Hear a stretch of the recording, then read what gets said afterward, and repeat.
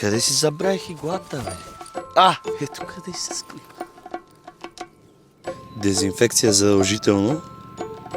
И всъщност това ви изглежда, че е една игла, а де-факто са 5.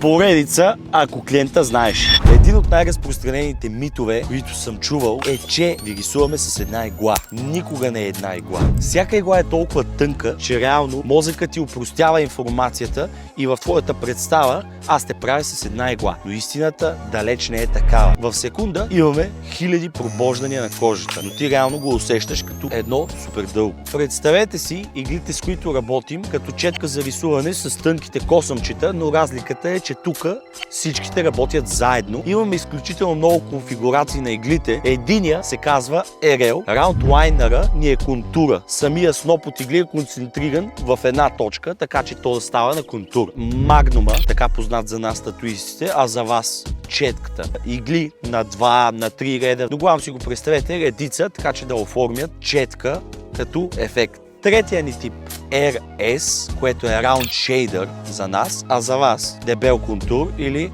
контур със светлосянка. Може да го използваме както за много дебел контур, тъй като конфигурацията на иглата. Ето, например, този череп. За да измажем тоновете и за да подчертаем окото, всичко е от прости форми, които стават на сложни. Но за да постигнем този ефект, ние използваме така наречената четка Magnum, за да постигнем това уникално преливане в тоновете.